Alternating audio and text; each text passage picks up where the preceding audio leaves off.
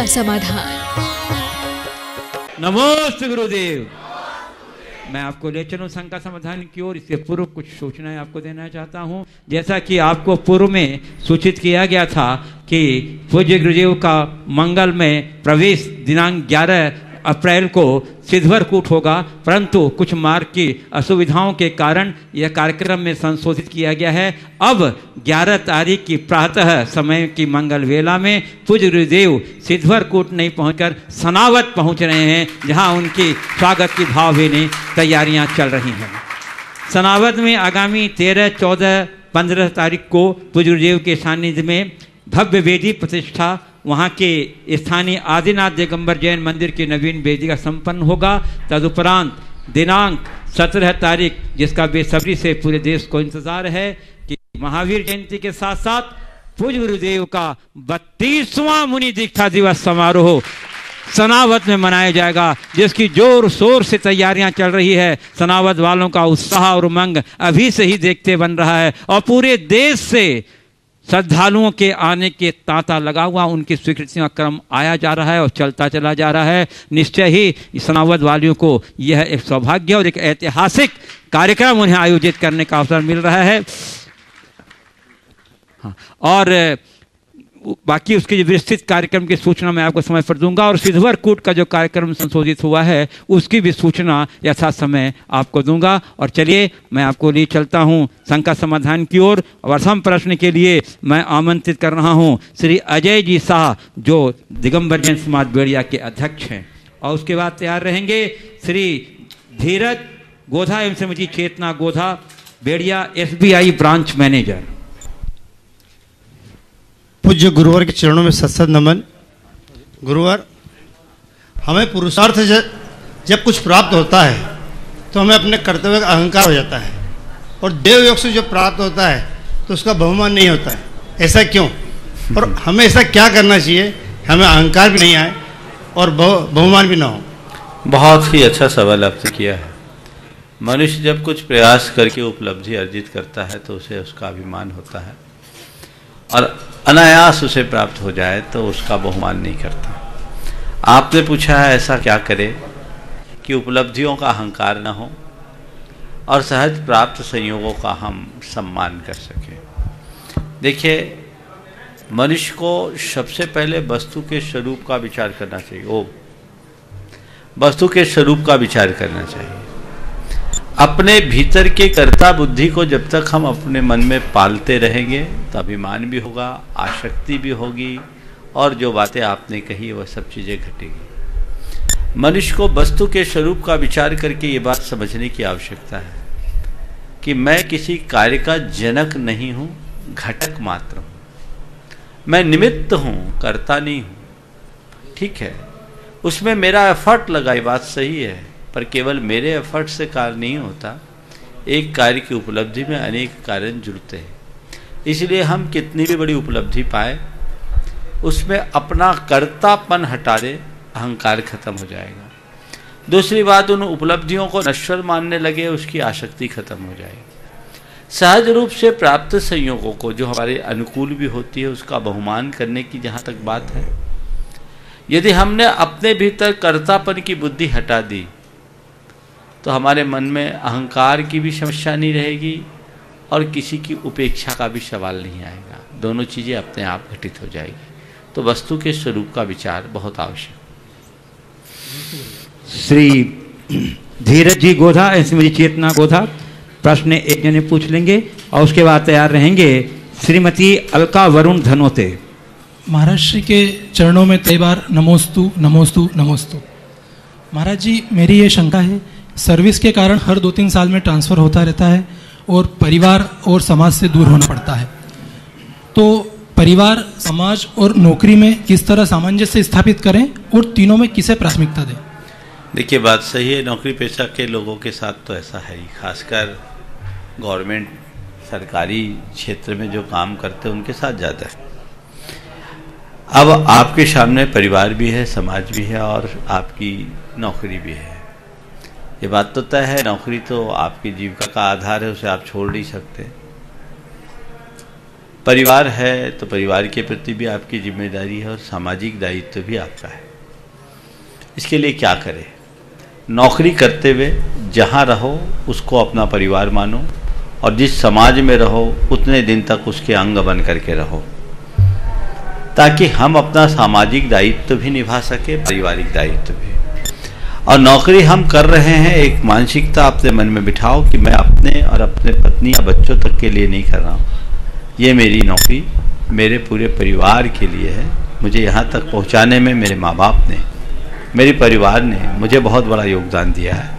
तो दूर रह करके भी उनसे हम अपनी संबद्धता बनाए रखें और उनके लिए जो भी आवश्यक कार्य हो सेवा में तत्पर बने रहें, तो मैं समझता हूँ एक अच्छा तालमेल बन जाए।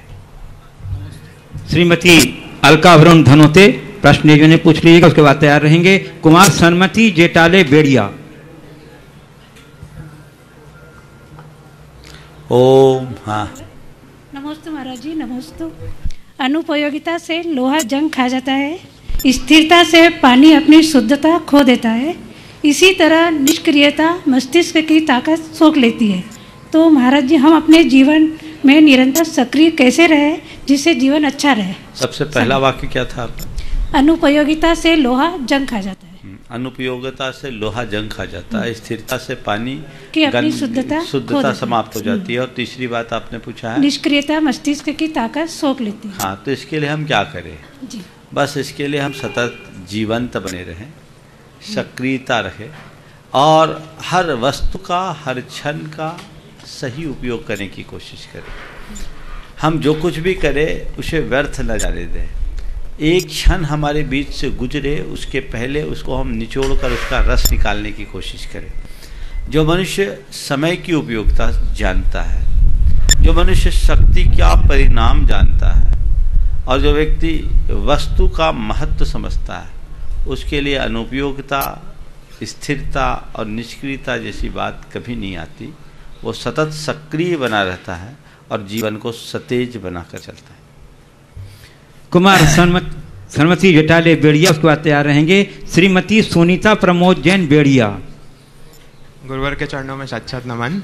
गुरुवर, मेरा प्रश्न यह है कि आजकल पर्वों को इस तरह से मनाया जाता है कि पर्व, उत्सव और त्योहार के बीच में अंतर समझ ही नहीं आता है, तो हमें इन सभी को किस तरह से मनाया जाना चाहिए? देखिए, पर्व, उत्सव और त्योहार ये तीन अलग अलग शब्द हैं, प्राय एक अर्थ में प्रयुक्त होते हैं, कुछ अर्थों में एक हैं भी, पर देखें तो इनमें कुछ भिन्नता भी है। पर्व कहते हैं संधि को, जिस तिथि में कोई विशेष घटना जुड़ती है उसको हम पर्व कहते हैं। चाहे वो हमारी सांस्कृतिक चेतना से जुड़ी हो, चाहे धार्मिक भावना से जुड़ी हो, चाहे राष्ट्रीय भावना से जुड़ी हो या सामाजिक भावना से। तिथि विशेष में जब कोई घटना जुड़ जाए तो वो पर्व है जिसे हम लोग मनाते हैं। उत्सव पर्व को मनाने का एक रूप है, लेकिन उत्सव का मतलब उत्सव में एक विशेष प्रकार का रव पैदा हो। रव यानी ध्वनि, विशेष अंतरंग की खुशी की अभिव्यक्ति का जो मौका आता है उसको बोलते उत्सव। और उत्सव कई तरह के होते हैं। आपके घर में विवाह होता है, वो भी एक उत्सव है। आप कोई भी कार्यक्रम अपने घर में आयोजित करते, वो भी उत्सव है। एक जन्मदिन में भी आप उत्सव मनाते हैं, बच्चे का जन्म होता है तो भी आप उत्सव मनाते हैं, आप अपने घर में प्रवेश करते तो भी उत्सव मनाते हैं। तो उत्सव किसी भी मौके पर मनाया जाता है। पर्व में भी उत्सव है, पर हर उत्सव पर्व हो ऐसा नहीं। और त्योहार हमारी रीतियों, परंपराओं से जुड़ा हुआ जो खास प्रसंग होता है उसे मनाया जाता है।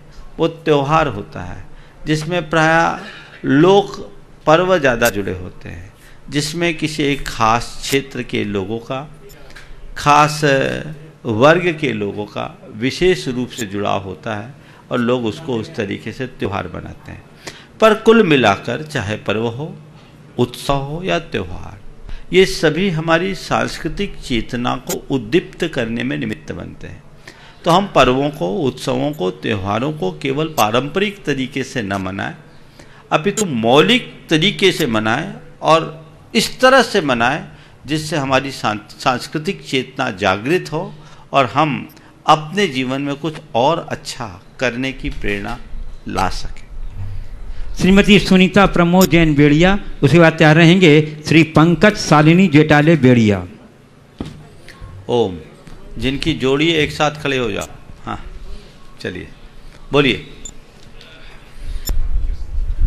नमस्ते गुरुदेव, मैं दयोदय महातीर्थ सत्संग की समिति बोरगांव खंडवा की सदस्य हूँ। मेरा प्रश्न है, सत्संग का यथार्थ स्वरूप क्या है? जैन धर्म के परिप्रेक्ष्य में सत्संग का क्या महत्व है तथा इसके माध्यम से हम अन्य लोगों को किस प्रकार आकर्षित कर सकते हैं? कृपया शंका का समाधान करें। देखिए, सत्संग का वास्तविक स्वरूप क्या है आपने पूछा है। भारतीय परंपरा में सत्संग को बहुत महत्व दिया गया। सामान्य रूप से सत्संग का अर्थ होता है साधु जनों की संगति, सत्पुरुषों की संगति, उनके निकट जाना, उनके जीवन को करीबी से देखना, उनकी सेवा शुश्रूषा करना, ये सब सत्संग में। वर्तमान में सत्संग का स्वरूप कुछ और दूसरा भी हो गया, जिसमें एक विशेष प्रकार के आयोजन के माध्यम से भजन कीर्तन प्रवचन आदि करना, ये सत्संग का रूप है। ये सत्संग हमारे जीवन के रंग को बदलता है। जहाँ तक जैन धर्म की बात है, जैन धर्म में धर्मोपदेश को बहुत महत्व दिया गया है और इसे स्वाध्याय का एक अंग बताया है, जो हमारे जीवन के लिए एक तपस्या है। तो सत्संग एक बहुत अच्छी क्रिया है। अभी ये जो कार्यक्रम चल रहा है, ये भी एक प्रकार का सत्संग ही है। इसलिए सत्संग तो हमें करते ही रहना चाहिए। बहुत मुझे जानकारी मिली कि बोरगांव गौशाला के कुछ कार्यकर्ता जगह जगह सत्संग करके लोगों को उनके जीवन जीने का तरीका बता रहे हैं। ये बहुत अच्छा कार्यक्रम है। हमें इस तरह के कार्यक्रम बनाना चाहिए जो हमारी एक प्रकार की धार्मिक गोष्ठी का रूप लेता है। और जहाँ तक अगर हमने सही रीति से सत्संग करना शुरू किया तो लोगों में बहुत बड़ा बदलाव आएगा। कई जगह ऐसे भी है जो आज से नहीं, कई वर्षों से प्रवचन और शंका समाधान टीवी पे चलते हैं। मेरे पास कई जगह से समाचार है, उसमें हरियाणा के 3-4 स्थानों में ऐसे हैं जिसमें एक तो सूद साहब हैं, वो उनका मैसेज मेरे पास आया था कि वो बड़ा स्क्रीन लगाते हैं और सारे गांव को इकट्ठे करके बिठालते हैं, बोले महाराज का सत्संग करो, सब आनंद लेते हैं। ऐसे कई लोग करते हैं। तो ये भी एक तरीका है गुरुओं की वाणी को लोगों तक पहुंचाना, उनके जीवन व्यवहार के लिए उपयोगी बातें उनको सिखाना, भजन कीर्तन ध्यान चिंतन मनन के माध्यम से लोगों को जीवन स्पर्शी बोध कराना, उनके जीवन में बदलाव लाना आज के लिए बहुत बड़ी आवश्यकता है। और आपने पूछा क्या इससे हम अन्य लोगों को जैन धर्म के प्रति आकर्षित नहीं कर सकते? ये बहुत बड़ा साधन है और हम इस तरह का कार्य करना चाहिए। इसके माध्यम से हमारे पास एक प्लेटफॉर्म आता है और हम लोगों को धर्म के मर्म का भी बोध कराते हैं और उनके जीवन का रास्ता भी दिखाते हैं। श्री पंकज शालिनी जेटाले बेड़िया, उसके बाद तैयार रहेंगी श्रीमती माया जैन सोनावत। माइक। पूज्य गुरुदेव के चरणों में शत नमन। मैं पूर्व में राजनीतिक जीवन से जुड़ी हुई थी। एक महिला राजनीतिक जिम्मेदारियों का निर्वहन करते हुए किस प्रकार पारिवारिक जीवन के साथ संगति बैठा सकती है, क्योंकि आज के समय में महिलाओं का राजनीतिक परिवेश में भी रहना समाज के सर्वांगीण विकास के लिए आवश्यक है। महिलाएं राजनीति में आगे जाए कोई बुराई नहीं है, पर यह ध्यान रखें कि वो महिला राजनीति में आगे रहे पर घर में राजनीति ना हो। इस बात का ध्यान उनको रखना है। कई बार ऐसा हो जाता है। आपने पूछा है राजनीतिक क्षेत्र में आगे रहते हुए अपने पारिवारिक दायित्वों का निर्वाह कैसे करें। देखिए, सबसे पहली जिम्मेदारी तो स्त्री हो या पुरुष, पहली जिम्मेदारी उसका घर है, उसका परिवार है। घर परिवार की व्यवस्था को सुचारू रखने के बाद यदि आपके पास अवसर और अनुकूलता तो आप समय के अनुरूप कार्य कर सकते हैं, लेकिन हमें अपनी मर्यादाओं को ध्यान में रखकर चलना चाहिए। मेरे संपर्क में अनेक महिलाएं हैं जो कभी मंत्री भी रही है या विधायक भी रही है, अन्य उच्च राजनीतिक पदों पर अनेक बार रही हैं, और मैंने देखा कि वो लोग दशलक्षण के दिनों में 10-10 उपवास भी हमारे सानिध्य में किए। सुधा जैन सागर की 3 बार विधायक, वो हमारे पास शिविरों में आकर के अनेक बार दशलक्षण किए। पूजन पाठ भी करते हैं, अपनी धार्मिक कार्य भी करते हैं और अपनी पारिवारिक जिम्मेदारियों को भी निभाते हैं। बस होता ये है कि जब एक बार पैर बाहर निकल जाते हैं तो घर गौन हो जाता है। वो नहीं होना चाहिए। वो हमारी जिम्मेदारी है कि मेरी प्राथमिकता क्या है। राजनीति के क्षेत्र में आगे आना समाज को और देश को आगे बढ़ाने के लिए बहुत अच्छा कदम है, होना ही चाहिए। और अच्छे लोगों को तो आना ही चाहिए। मैं तो ये कहता हूँ, अच्छे लोग राजनीति में आने लगेंगे तो राजनीति सुधर जाएगी और देश सुधरेगा। लेकिन इस बात का हमें ध्यान रखना चाहिए कि ये हमारी उतनी प्राथमिकता नहीं है जितना कि हमारा पारिवारिक हित और जवाबदेही उसे निभाते हुए करें, कोई बाधा नहीं। पूज्य गुरुदेव के चरणों में नमोस्तु। इसी से लगा हुआ एक प्रश्न मेरे मन में जिज्ञासा पैदा करता है, यदि पत्नी का सामाजिक या राजनीतिक कद पति के कद से ऊंचा हो जाए तो आपस में व्यवहार हम लोग कैसा बनाए रखें जिससे पति का स्वाभिमान भी अखंडित रहे और पत्नी की गरिमा भी रहे। पूज्य गुरुदेव से मार्गदर्शन चाहता। देखिए, एक्सपीरियंस तो आपको होगा। अब रहा सवाल, अगर पति या पत्नी में कोई आगे बढ़ रहा है तो मेरे विचार से पति को हर्षित ही होना चाहिए। समझ गए? कई जगह तो ऐसा होता है कि पति जब नहीं बढ़ पाता तो पत्नी को आगे बढ़ा देता है।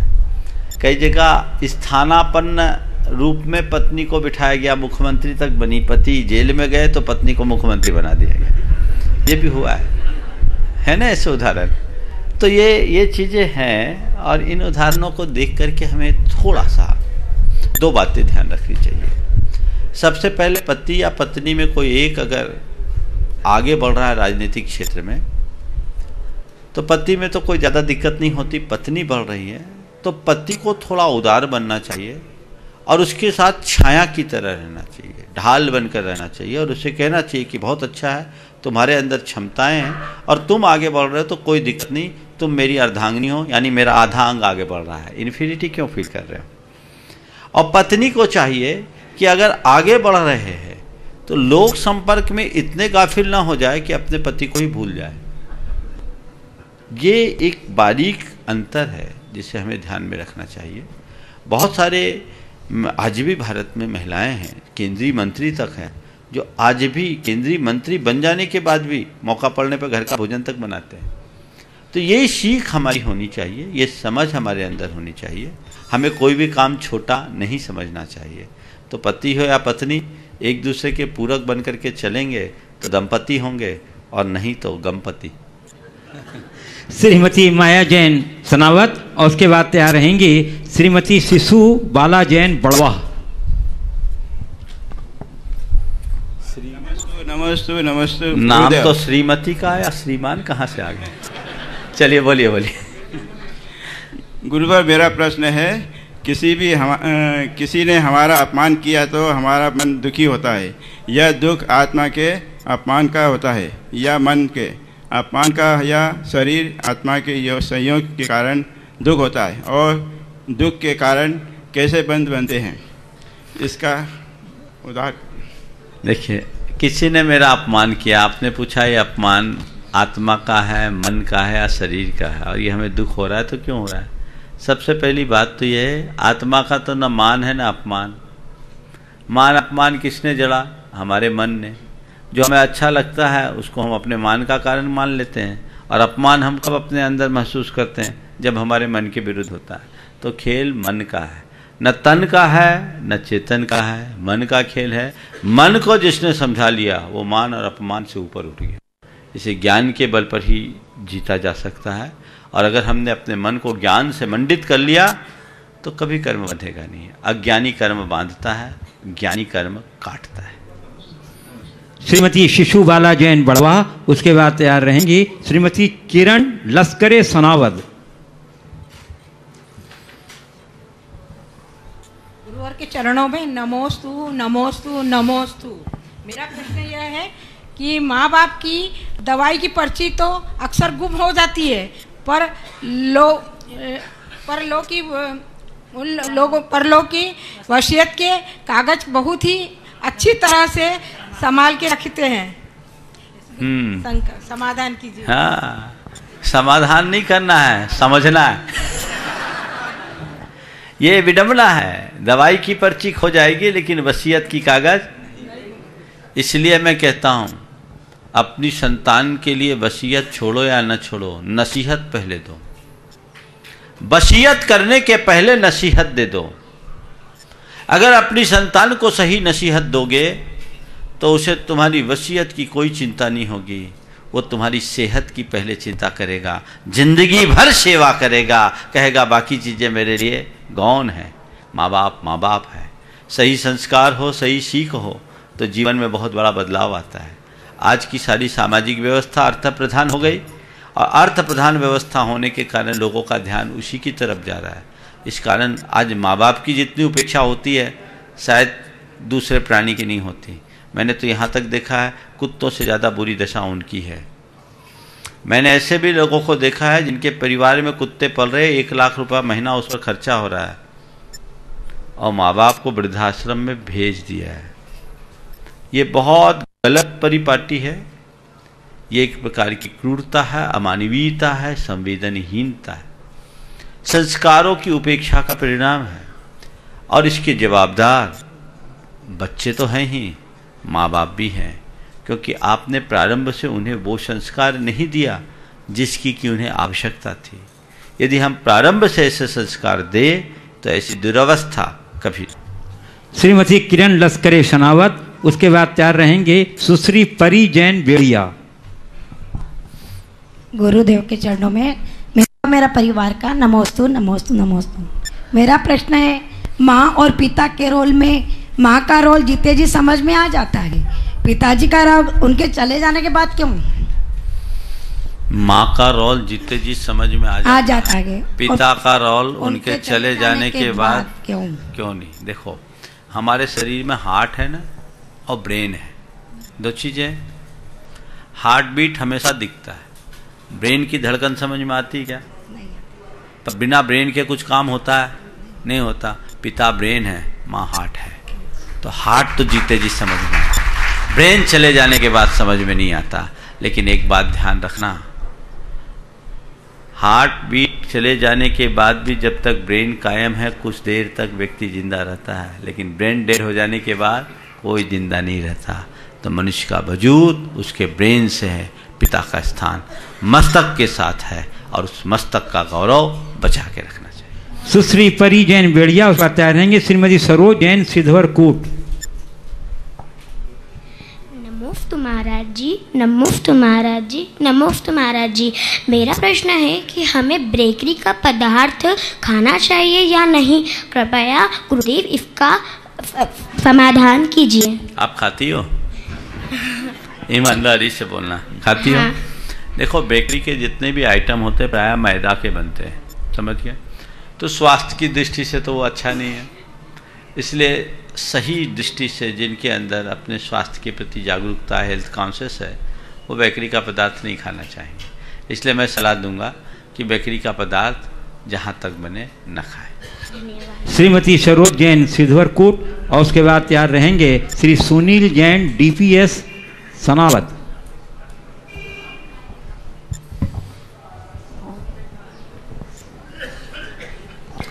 हेलो, गुरुदेव के चरणों में सत नमन, सत नमन। गुरुदेव, कभी कभी कुछ ऐसी परिस्थितियां इकट्ठी हो जाती हैं घरों में कि बहुत माइंड अपसेट हो जाता है। तो एक साथ आ जाओ। हाँ, इसी में नहीं, आज एक में एक है। हाँ बोलो, बोलिए, आप बोलिए। हाँ, तो घर में कभी कभी घर में ऐसी परिस्थितियां हो जाती हैं कि माइंड बहुत अपसेट हो जाता है। तो ऐसे समय में समय में भी क्या उत्कृष्ट किया जाए कि वह अपसेट माइंड का टाइम भी सर्वश्रेष्ठ हो जाए? माइंड अपसेट हो तो ऐसा क्या उत्कृष्ट करे कि अपसेट माइंड का टाइम भी सर्वश्रेष्ठ हो जाए? मैं तो आपसे ये कहूँगा, जब माइंड अपसेट हो ना तो उनके चरणों में चले जाओ जिनका माइंड सेट ठीक है, तो अपसेट ठीक हो जाए। चलो, नमस्ते नमस्ते। श्री सुनील जी जैन DPS सनावत, और उसके बाद तैयार रहेंगे श्री राजेश पूनम जैन लक्ष्य जैन जमशेदपुर गुणायतन ट्रस्टी। पूज्य गुरुदेव के चरणों में सत नमन, वंदन। मुझे एक सूचना और एक निवेदन करना है। इस निमाड़ की 42-43 डिग्री प्रचंड तापमान में भी गुरुदेव के चरण निरंतर सनावद नगर की ओर बढ़ रहे हैं। कैसे हम इसकी कृतज्ञता ज्ञापित करेंगे समझ नहीं पा रहे हैं।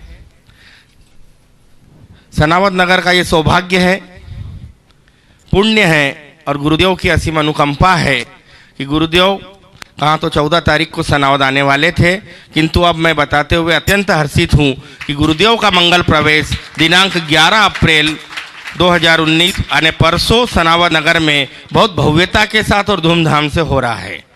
प्रातः 7 बजे खरगोन रोड से गुरुदेव का मंगल प्रवेश सनावद नगर में होगा। आप सभी जितने भी टीवी पर देख रहे हैं, सुन रहे हैं, सभी इस धर्म नगरी सनावद में जब गुरुदेव की पावन चरण सनावद को स्पर्श करेंगे और हम एक बार पुनः धन्यता को प्राप्त होंगे, तो इन पलों के साक्षी बनने के लिए आप सनावद नगर अवश्य पधारें, ऐसा हमारा विनम्र निवेदन है।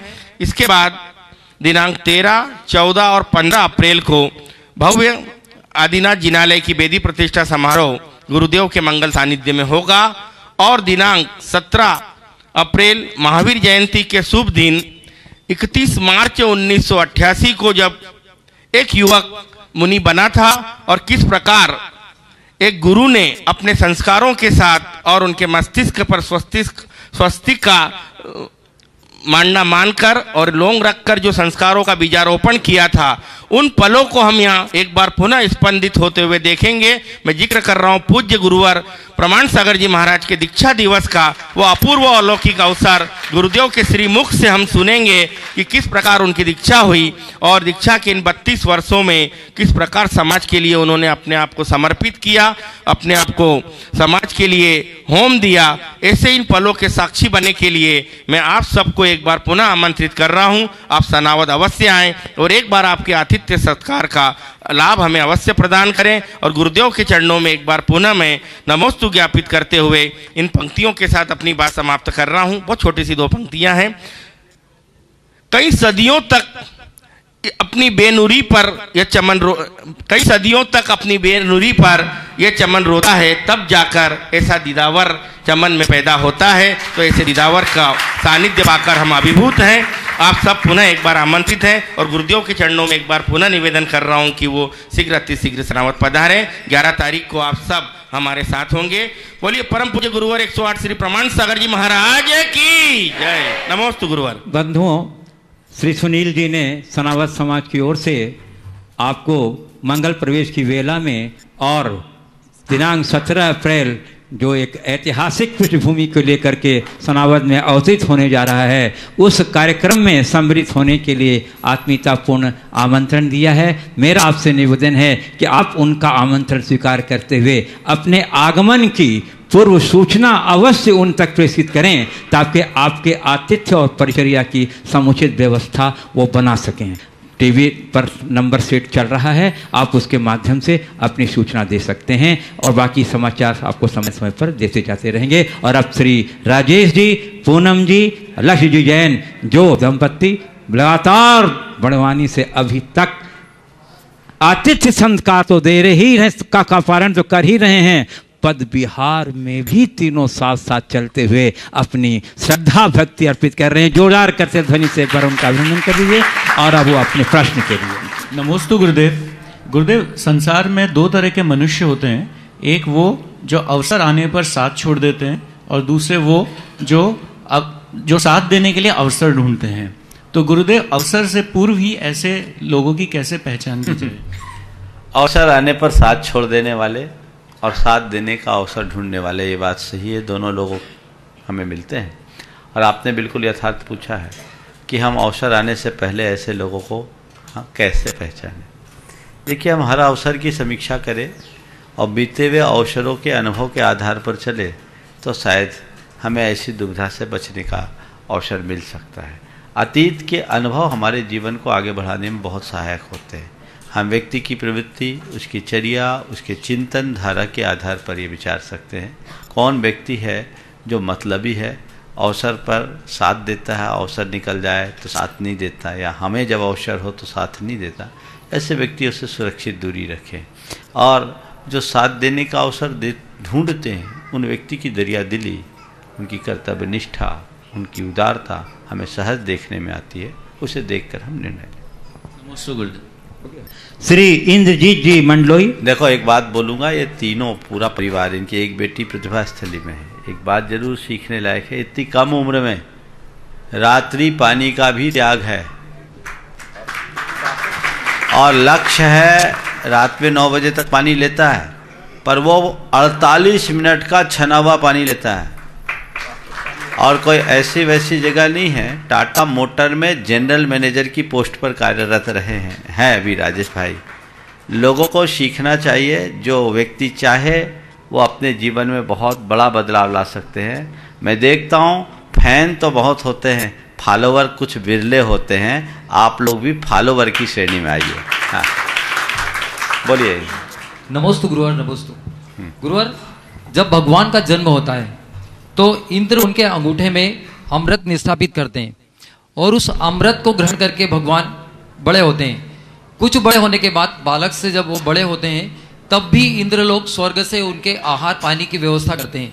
मेरा सवाल ये गुरुदेव कि जब अमृत ऊपर इंद्रों के पास तो सिर्फ अमृत ही होता है, तो आहार में क्या वो अमृत ही लेते हैं पूरे जीवन, या फिर वो कोई हमारी तरह साधारण आहार भी ग्रहण करते हैं? देखो, देवों की व्यवस्था बहुत हाईटेक होती है और वो सब कुछ मैनेज कर सकते हैं। आपने जो सवाल छेड़ा है, पहले तो उस विषय में कुछ वैज्ञानिक बातें आप सबके बीच करना चाहूँगा।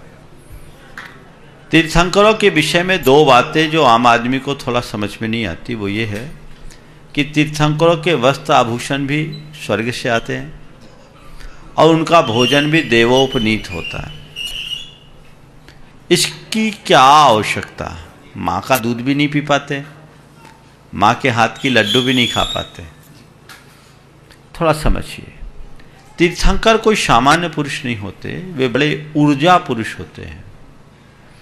अनेक जन्मों की तपस्या से उनकी पात्रता ऐसे विकसित होती है कि वो पूरी तरह ऊर्जावान हो जाते हैं और उनके शरीर में जो ऊर्जा होती है, उस ऊर्जा के यहाँ का भोजन चलेगा ही नहीं। इसलिए देवोपनीत भोजन होता है जो उनके शरीर के अनुकूल बनता है। दूसरा, वस्त्र देवोपनीत इसलिए होते हैं, आपने देखा होगा जो अंतरिक्ष में यात्रा करते हैं उनके वस्त्र अलग तरह के होते हैं। माया सभ्यता में जो अमेरिका में है, वहाँ कुछ ऐसे अवशेष मिले हैं जिनमें अंतरिक्ष यात्री जैसे ड्रेस है। हो सकता है जैन परंपरा के अनुसार वो पुराने विद्याधरों का होगा। तो वो क्या है, हमारी एनर्जी को मेंटेन करने वाले भगवान के लिए ऐसे वस्त्र पहना दिए जाते हैं जिससे वो उनकी ऊर्जा का दुष्प्रभाव बाहर न पड़े। इसलिए वो ऐसा भोजन लेते हैं, ऐसे वस्त्र लेते हैं। अब आप तुरंत पूछते हो कि महाराज फिर दीक्षा के बाद तो ऐसा नहीं होता। हाँ, तो इसका रीजन है, दीक्षा के बाद ऐसा इसलिए नहीं होता क्योंकि वो अपनी ऊर्जा को कंज्यूम करना शुरू कर देते हैं तपस्या के द्वारा।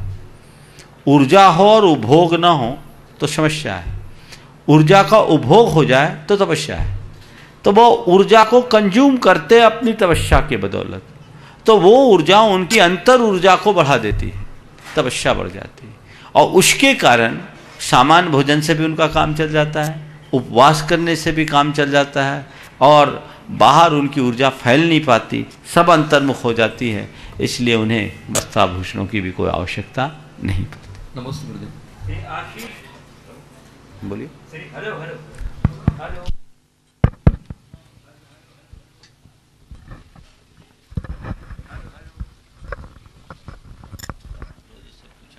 श्री आशीष नम्रता जैन सिद्धवरकोट और उसके बाद तैयार रहेंगे प्रोफेसर यश सेठी बड़वानी।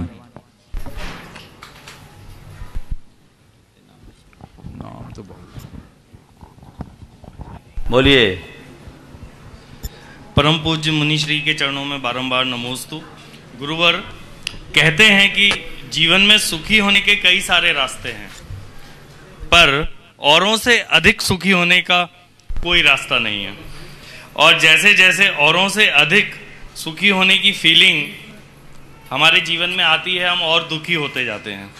गुरुवर, कृपया हमें मार्गदर्शित करें कि इस फीलिंग से, इस बाधा से हम कैसे पार पाएं और अपने जीवन को सुखी कर सकें। बहुत अच्छी बात आपने की। औरों से अधिक सुखी बनने का कोई माध्यम नहीं है, और जैसे जैसे हम औरों से अधिक सुखी बनने की कोशिश करते हैं अपने आप को दुखी महसूस करने लगते हैं। वस्तुतः दुखी वही है जो औरों को देखता है, जो खुद को देखे वो कभी दुखी नहीं होगा। तो आपने पूछा औरों से अधिक सुखी बनने की चाहत हमारे अंदर से कैसे जाए, उसका सीधा और सरल सा उपाय है, औरों को देखना बंद कर दो, खुद को देखो। हमेशा अगर नंगे पांव चल रहे हो तो किसी के जूतों को मत देखो, अपने नंगे पैरों को देखो और अपने आप को भाग्यशाली मानो। कम से कम मेरे पैर तो हैं, दुनिया में बहुत ऐसे हैं जिनके पास पांव भी नहीं है। बस ये सोच अपने अंदर हो, हम औरों की तरफ देखना शुरू करेंगे, दुखी हो। प्रोफेसर या सेठी बड़वानी उसके बाद तैयार रहेंगी श्रीमती। बहुत अच्छी बात आपने की। औरों से अधिक सुखी बनने का कोई माध्यम नहीं है, और जैसे जैसे हम औरों से अधिक सुखी बनने की कोशिश करते हैं अपने आप को दुखी महसूस करने लगते हैं। वस्तुतः दुखी वही है जो औरों को देखता है, जो खुद को देखे वो कभी दुखी नहीं होगा। तो आपने पूछा औरों से अधिक सुखी बनने की चाहत हमारे अंदर से कैसे जाए, उसका सीधा और सरल सा उपाय है, औरों को देखना बंद कर दो, खुद को देखो। हमेशा अगर नंगे पांव चल रहे हो तो किसी के जूतों को मत देखो, अपने नंगे पैरों को देखो और अपने आप को भाग्यशाली मानो। कम से कम मेरे पैर तो हैं, दुनिया में बहुत ऐसे हैं जिनके पास पांव भी नहीं है। बस ये सोच अपने अंदर हो, हम औरों की तरफ देखना शुरू करेंगे, दुखी हो। प्रोफेसर या सेठी बड़वानी उसके बाद तैयार रहेंगी श्रीमती सुधा विजय काला सनावत। नमोस्तु महाराज श्री, नमोस्तु नमोस्तु नमोस्तु महाराज श्री। बोलो। जिंदगी को समझने के लिए पीछे देखें और जिंदगी को जीने के लिए आगे देखें। इस जिंदगी में दो चीजें कभी थोड़ा ध्यान से, हाँ फिर से बोलो। महाराज श्री, जिंदगी को समझने के लिए पीछे देखें और जिंदगी को जीने के लिए आगे देखें। इस जिंदगी में दो चीजें कभी खत्म नहीं होती, एक तो भगवान की कथा, दूसरी मनुष्य की व्यथा। महाराज श्री, इस जिंदगी में किसी के सुख का कारण कैसे बने कि भागीदार बनने की जरूरत ना हो, पर किसी के दुख का भागीदार कैसे बने कि कारण बनने की नौबत ना हो। बहुत अच्छी बात आपने की। जिंदगी में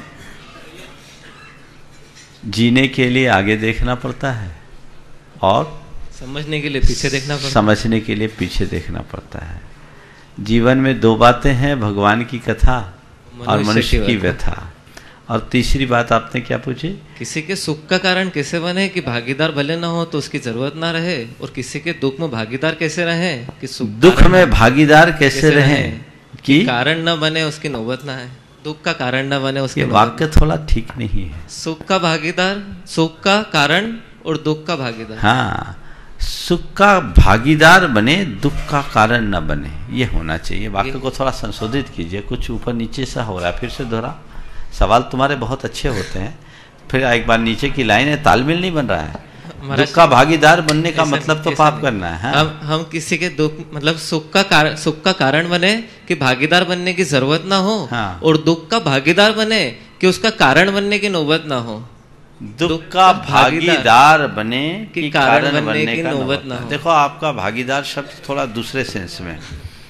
दुख का भागीदार बनने का तात्पर्य हम उसके दुख को बांट ले। सामान्य रूप से भागीदार बनना यानी कारण बनना है। तो हम सुख के कारण कैसे बने कि भागीदार बनने की जरूरत न पड़े, और दुख का भागीदार कैसे बने कि दुख का कारण बनने की नौबत ना आए। बहुत ही महत्वपूर्ण बात है। सुख का कारण कैसे बने कि दुख का भागीदार, सुख का भागीदार बनने की जरूरत न बने। देखिए, औरों के सुख का कारण बनना है तो उसके लिए हृदय में संवेदनशीलता लाइए और स्नेहशीलता लाइए। अगर मन में स्नेह हो, हम सबको सुख बांट सकेंगे, कारण बनने, सबके सुख में कारण बनेंगे। और दूसरों के दुख में कारण न बने, हम भागीदार बने, उसके लिए अपने हृदय को संवेदनशील बनाएं। जैसे जैसे मनुष्य की संवेदनशीलता होती है, बढ़ती है, वो औरों के दुखों को बांटना शुरू कर लेता है। संवेदनशीलता इतनी व्यापक होनी चाहिए कि किसी को पीड़ा हो और मन कांप जाए। औरों की पीड़ा को अपनी पीड़ा महसूस करना हमारी संवेदना की चरम अभिव्यक्ति है। तो संवेदनशीलता की अधिकता में हम दुख में भागीदार बनेंगे, यानी दुख बांटेंगे, दुख को हमदर्द बनेंगे, दुख का कारण नहीं बनेंगे, और स्नेहशीलता होगी तो हम सुख किसी का लूटेंगे नहीं, सुख में कारण बनेंगे। नमस्ते महाराज, नमस्ते। श्रीमती सुधा विजय काला सुनावत, उसके बाद तैयार रहेंगे श्री अरहंत अजमेरा बड़वानी। गुरुवर के चरणों में त्रिवार नमोस्तु नमोस्तु नमोस्तु। महाराज जी, विश्वास एक ऐसा छोटा शब्द है जिसे पढ़ो तो 1 सेकंड, सोचो तो 1 मिनट, समझो तो 1 दिन, पर हासिल करने में पूरी जिंदगी कम पड़ जाती है। इसे कैसे सरलता से प्राप्त करें? सोचो तो 1 सेकंड, समझो तो 1 दिन, हासिल करने में पूरा जीवन।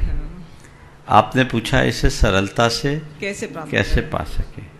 देखिए, विश्वास दें तो विश्वास पाए जाते हैं। विश्वास अंदर की चीज़ है। अगर मन में सरलता आ जाए ना, तो हमें किसी के प्रति विश्वास करने में कोई दिक्कत नहीं है।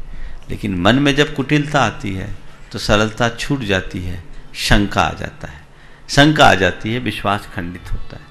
मन को सरल बनाएं, सकारात्मक रखें, विश्वास बहुत आसानी से जगा सकते हैं और पा सकते हैं। नमस्ते। अरहंत अजमेरा बड़वानी बंधुओं बताना चाहता हूं कि हमारे प्रोफेसर यश सेठी और ये अरहंत अजमेरा लगातार 52 गजा से पूज्य गुरुदेव के मंगल विहार में सक्रियता और तत्परता से योगदान दे रहे हैं। जोरदार कर ध्वनि से एक बार इनका अभिनंदन कर दीजिए। और अरहंत अजमेरा की बात तैयार रहेंगे श्री महेंद्र जी जैन बेड़िया। नमोस्तु महाराज जी, नमोस्तु महाराज जी, नमोस्तु महाराज जी। महाराज जी, कहा जाता है परोपग्रह जीवानाम। महाराज जी, हम ऐसा क्या करें कि हम श्रावक दूसरे श्रावकों को आगे बढ़ने में मदद करें और दूसरों को भी इसके लिए प्रेरित करें? एक श्रावक दूसरे श्रावक को आगे बढ़ने के लिए मेहनत मदद करे, बस मन में प्रेम और वात्सल्य का भाव जगा। जिनके प्रति हृदय में प्रेम होता है, वात्सल्य होता है, हम उसके प्रति मददगार बड़े आसानी से बन जाते हैं। हमें ये बात सीखनी चाहिए, साधर्मी वात्सल्य की प्रवृत्ति तो हमारे अंदर होनी ही चाहिए। एक उक्ति है, न धर्मो धार्मिकेर बिना, धर्मात्मा के बिना धर्म नहीं होता। तो हम जब तक धार्मिकों के प्रति उदारता नहीं रखेंगे, तब तक धर्म की परंपरा को आगे नहीं बढ़ा सकेंगे। वो हमारे हृदय में बढ़े, इसके लिए हम प्रेम और वात्सल्य की वृद्धि करें। नमस्ते। श्रीमती किरण जैन, श्री महेंद्र जी जैन बेड़िया, उसके बाद तैयार रहेंगे श्रीमती किरण जैन बेड़िया। नमोस्तु गुरुदेव, नमोस्तु गुरुदेव, नमोस्तु गुरुदेव। गुरुदेव, बोलो। हम जिस परिस्थिति में, परिवेश में रहते हैं, वहाँ की लोक संस्कृति में पर्व आते हैं और उन पर्वों में हमें स्वाद बनाए रखने के लिए क्या मतलब योगदान देना पड़ता है और हमें मनाना भी पड़ता है। ऐसी स्थिति में हमें क्या करना चाहिए और किन किन बात को ध्यान रखना चाहिए? देखिए, हमारे यहाँ एक वाक्य है, सर्वम ही खलु जैनानम प्रमाणम लौकिको विधि यत्र सम्यक्त हानि न च व्रत दूषणम। जैनियों को वो सारी लौकिक क्रियाएं प्रमाण है जिसमें सम्यक की हानि ना हो और व्रत में दूषण ना हो। बस ये 2 बातों की मर्यादा को ध्यान में रखते हुए आपको जो करना है करना। महाराज जी के चरणों में नमस्ते। महाराज श्री, जब हम घर में रहते हैं तो सुबह मंदिर जाने की जल्दी होती है कि कहीं अभिषेक नहीं छूट जाए, शांति धारा नहीं छूट जाए, और जब पूजन करने बैठते हैं तो घर की चिंता रहती है कि ये काम ना छूट जाए, वो काम ना छूट जाए। तो महाराज श्री, हम ऐसा क्या करें जिससे हमारी आकुलता निराकुलता में बदल जाए? देखिए, घर में रहें और मंदिर जाने का भाव हो, ये तो बहुत अच्छा है, पर मंदिर में जैसे ही प्रवेश करें घर को ऑफ कर दें। बस वो मंदिर में जाने के बाद घर ऑन होता है, इसलिए गड़बड़ हो जाता है। चलिए। नमस्ते। श्रीमती चेलना अतुल जैन बेड़िया, और उसके बाद तैयार रहेंगे श्री सुरेश चंद जी गंगवाल सिंघाना, ट्रस्टी 52 जासित क्षेत्र। गुरुदेव नमोस्तु नमोस्तु नमोस्तु। गुरुदेव, हमारे गांव में जब साधु संत आते हैं, हम घर पर चौका लगाते हैं, परंतु हमारे घर के पुरुष वर्ग समाज की व्यवस्थाओं में लगे होने के कारण चौके में साधु को आहार नहीं दे पाते हैं। तो गुरुदेव, मेरी जिज्ञासा ये है कि उन्हें पुण्यबंध किस प्रकार होगा, कम या ज़्यादा? और जब मैं चौका लगाऊँ तो मेरे मन में शंका नहीं रहे कि इनको उसका पुण्य नहीं मिल पाएगा। देखिए, कई तरह की व्यवस्थाएं होती, छोटी समाजों में सब तरह की व्यवस्थाएं बनानी पड़ती है। हालांकि कुशल व्यक्ति वो है कि वो व्यवस्था भी बना ले और ये व्यवस्था भी बना ले, थोड़ा मौका निकाल करके समय निकाल ले। लेकिन यदि कदाचित नहीं भी कर पाते पर उनकी अनुमोदना है तो पूरा बराबरी का पुण्य मिलता है, चिंता मत कीजिए। हाँ। श्री सुरेश चंद जी गंगवाल सिंघाना, उसके बाद तैयार रहेंगे श्री पारस नरेश चंद गोधा, बाकी ट्रस्टी 52 क्षेत्र।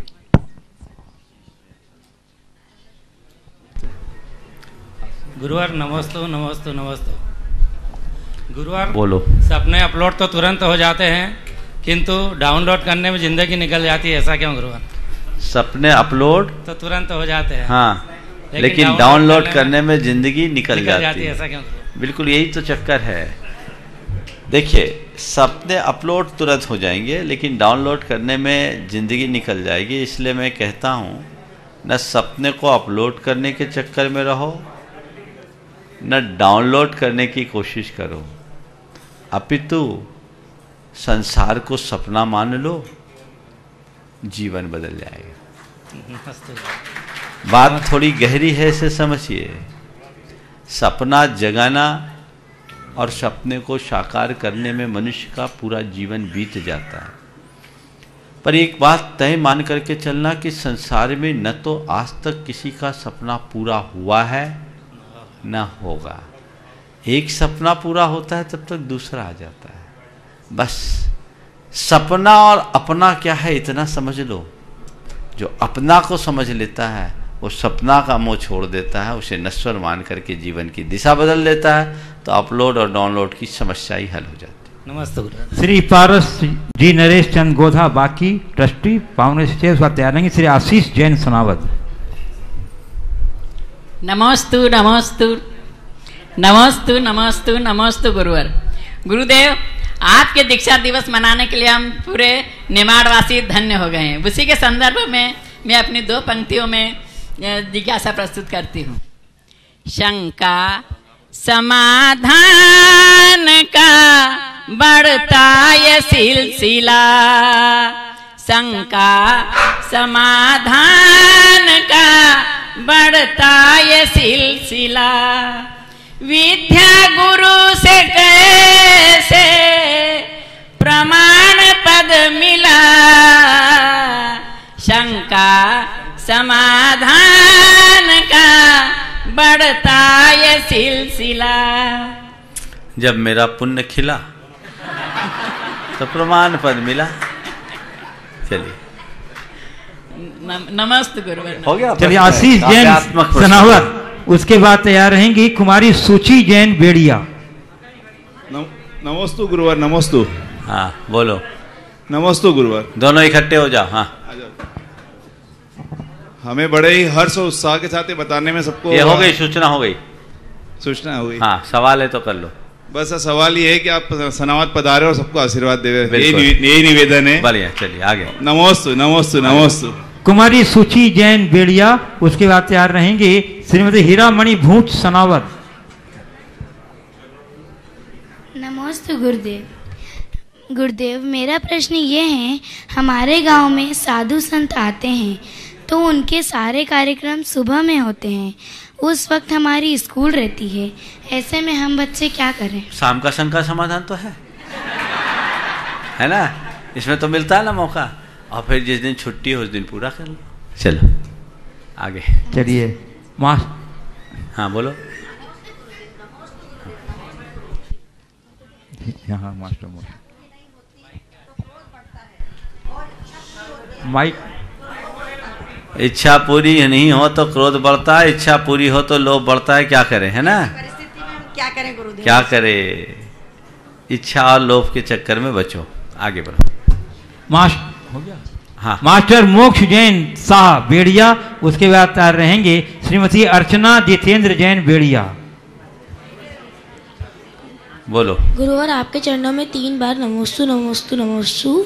मेरा नाम मोक्ष है और इस नाम को सार्थक करने के लिए मैं क्या कर सकता हूँ? क्या गजब का सवाल किया। मोक्ष को सार्थक करना अगर चाहते हो तो तुम्हें मोक्ष मार्ग पर चलना होगा। समझ गए? आज तुम्हें मुंबई जाना हो तो कौन से रास्ते पर चलोगे? मुंबई के कि दिल्ली के? मुंबई। हाँ, मुंबई ना। तो अगर सही में तुम्हें मोक्ष के प्रति इतना लगाव है, मोक्ष जाना चाहते हो, तो मोक्ष मार्ग को पकड़ने की कोशिश करो। मोक्ष मार्ग पर चलो, लक्ष्य बनाओ अपना कि आगे बढ़ूंगा तो मोक्ष पथ का राही बनूंगा। हो सकता है तुम्हारे सवाल से तेरे मम्मी पापा को तकलीफ हो रही हो, लेकिन ये तुम्हारा सौभाग्य होगा। यदि ऐसा होता है तो इससे बड़ी बात और कोई नहीं होगी। मनुष्य जीवन बहुत कठिनाई से मिलता है और इस जीवन को वही सफल और सार्थक बना पाता है जो अपने जीवन के मूल्य और महत्व को समझता है। समझ गए? श्रीमती अर्चना जितेंद्र जैन बेड़िया, उसके बाद तैयार रहेंगे श्री वरुण धनोते बेड़िया। नमोस्तु गुरुवर के नमोस्तु नमोस्तु।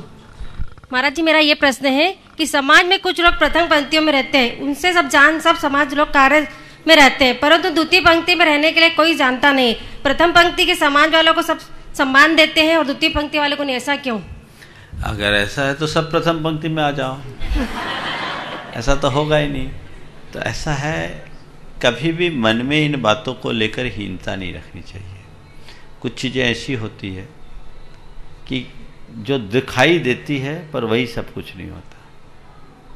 मकान होता है, हमारे लिए एक एक कक्ष और भवन पूरा दिखता है, नींव दिखती है क्या? नहीं। तो कुछ लोगों को नींव का पत्थर भी तो बनना चाहिए ताकि मकान टिका रहे, तो वो अपने आप को उपेक्षित महसूस न करे, नींव के पत्थर बनकर अपने अभाग्य को सराहे।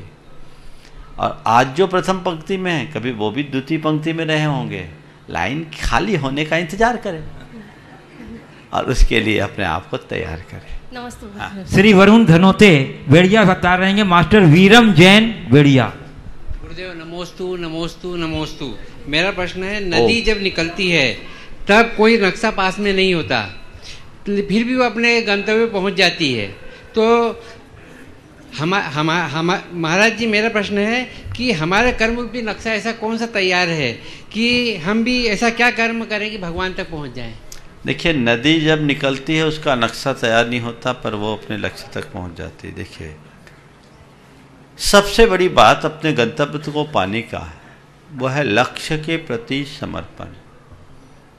हम अपने लक्ष्य का निर्धारण करें और उसके प्रति समर्पित हो जाएं। नदी का एक ही लक्ष्य है, सागर से उतरी है, पर्वत से उतरी है तो मुझे सागर तक जाना है। वो चट्टान को फोड़ते हुए आगे चले जाती है,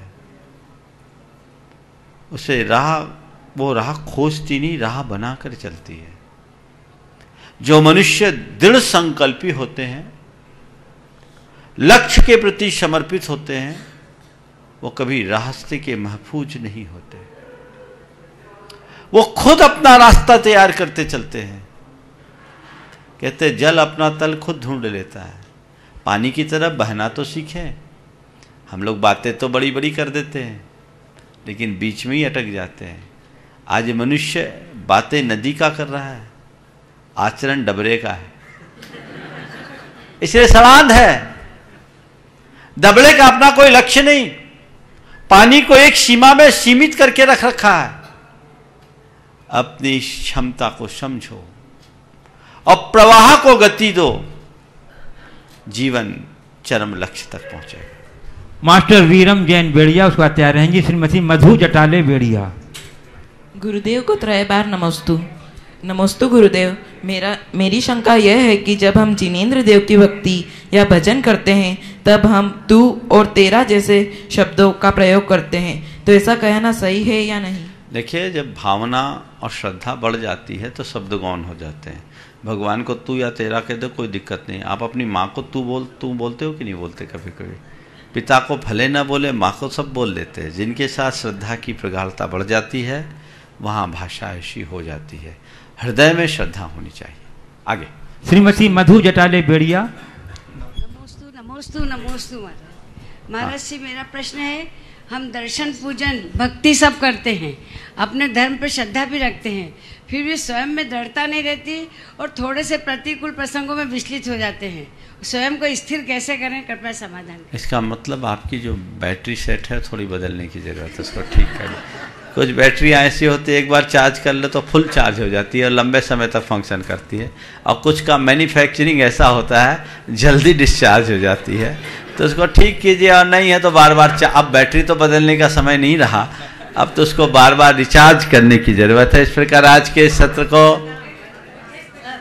हाँ बोलिए, चलो हाँ बोलो। प्रतिकूल परिस्थितियों से मन स्थिति बिगड़ती है, परिस्थितियां तो बदल नहीं सकते, तो फिर मन स्थिति को कैसे बदलें? बस रोज उपदेश हम लोग मनस्थिति के लिए देते, थोड़ा धैर्य रखो, सनावत पहुंचने दो, फिर बताएंगे। बोलिए परम पूज्य आचार्य गुरुवर श्री विद्यासागर जी महाराज, बोलिए परम पूज्य मुंशी प्रमाण सागर जी मुनि महाराज की।